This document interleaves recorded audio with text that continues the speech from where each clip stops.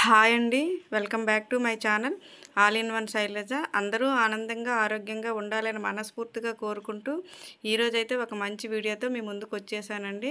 లక్షవారము రోజు ముత్యాలమ్మ వారికి అయితే నేను ఈ విధంగా ఇంట్లోనే పూజనైతే చేసుకుంటున్నానండి.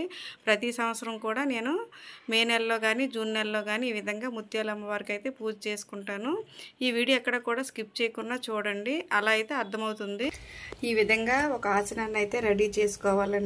ఈరోజైతే నేను ముత్యాలమ్మకి పూజ చేసుకుంటున్నాను. నేనైతే ప్రతి సంవత్సరం కూడా ముత్యాలమ్మ వారికి అయితే నేను చీర పెట్టుకొని పూజనైతే చేసుకుంటున్నానండి. తల్లి మమ్మల్ని చల్లగా చూడని చెప్పేసి ప్రతి సంవత్సరం కూడా మేలో కానీ జూన్లో కానీ ఈ విధంగా చేసుకుంటాను. ముందైతే ఈ విధంగా ఆసనాన్ని రెడీ చేసుకొని, మన దగ్గర ముత్యాలమ్మ ఫోటో లేదు కాబట్టి ఈ విధంగా లక్ష్మీదేవి ఫోటో అయినా పెట్టుకోవచ్చండి, దుర్గాదేవి ఫోటో అయినా పెట్టుకోవచ్చు. నేనైతే మీనాక్షి అమ్మవారి ఫోటోనైతే పెట్టుకొని పూజనైతే చేసుకోవాలి. పువ్వులతో చక్కగా అలంకరించుకొని అమ్మవారికి అయితే నైవేద్యంగా అంబలిని అయితే పెట్టుకోవాలండి.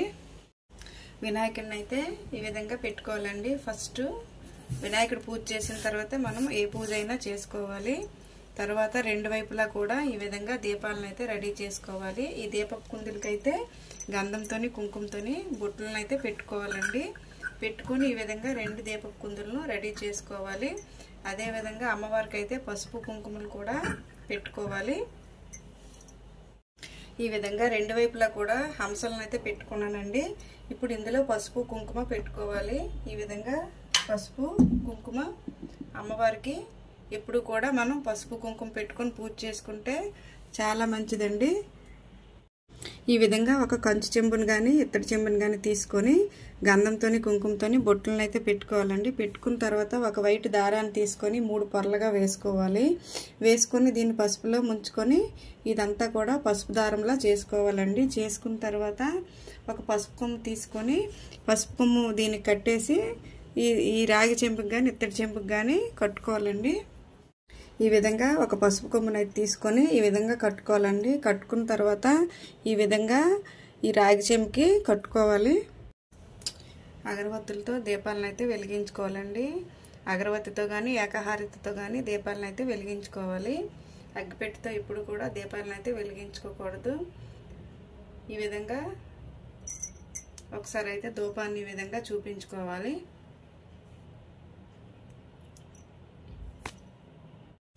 తాంబూలాన్ని కూడా ఈ విధంగా పెట్టుకున్నానండి. 2 ఆకులు, 1 చెక్క, 2 అరటిపళ్ళు, ఈ విధంగా 1 పైసా, 1 పువ్వు కూడా పెట్టుకోవాలి.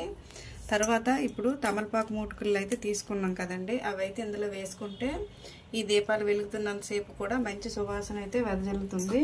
అదేవిధంగా జవ్వాది పౌడరు, పచ్చకర్పూరం కూడా వేసుకోవాలి. పచ్చకర్పూరం వేసుకుంటే చాలా మంచిదండి అమ్మవార్లకి ఎవరికైనా సరే. లక్ష్మీ అమ్మవారికి అయితే పచ్చకర్పూరం అంటే చాలా ఇష్టం. ఈ విధంగా పచ్చకర్పూరాన్ని వేసుకోవాలి. అదేవిధంగా జవ్వాది పౌడర్ని కూడా వేసుకోవాలండి. ఇప్పుడు అంబలిని అయితే మనం రెడీ చేసుకున్నాం.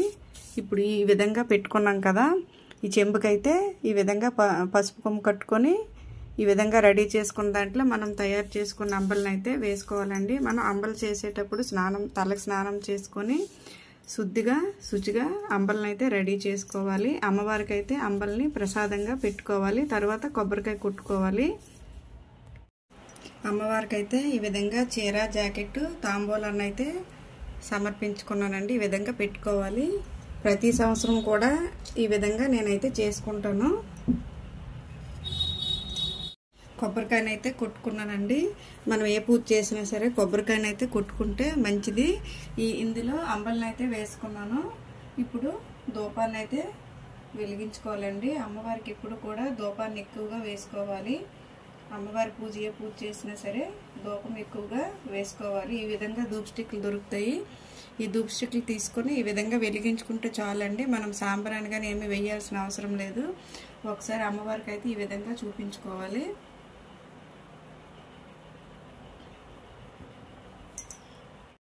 ఈ విధంగా మీరు ముత్యాలమ్మ వారికి అయితే చక్కగా చీర, జాకెట్టు, తాంబూలం పెట్టుకొని లక్షవారం రోజైతే ఈ పూజ చేసుకోవాలండి. అంబలి నైవేద్యంగా పెట్టుకొని చేసుకోవాలి. ఈ విధంగా మీరు ప్రతి సంవత్సరం కూడా ముత్యాలమ్మ వారికి అయితే పూజ చేసుకుంటే మన కుటుంబం పైన ఆమె కరుణ అయితే ఉంటుంది. నేనైతే ఈ విధంగా పూజ చేసుకున్నాను. మీకైతే ఈ వీడియో నచ్చిందని అనుకుంటున్నాను. ఈ వీడియో కనుక నచ్చినట్లయితే లైక్ చేయండి, షేర్ చేయండి, సబ్స్క్రైబ్ చేయండి, పక్కనే ఉన్న బెల్ ఐకాన్ని ప్రెస్ చేయండి. అలా చేసినట్లయితే నేను పెట్టే ప్రతి వీడియో నోటిఫికేషన్ కూడా మీకు వస్తుందండి. థ్యాంక్ యూ ఫ్రెండ్స్, వాచ్ చేసినందుకు థ్యాంక్ యూ వెరీ మచ్.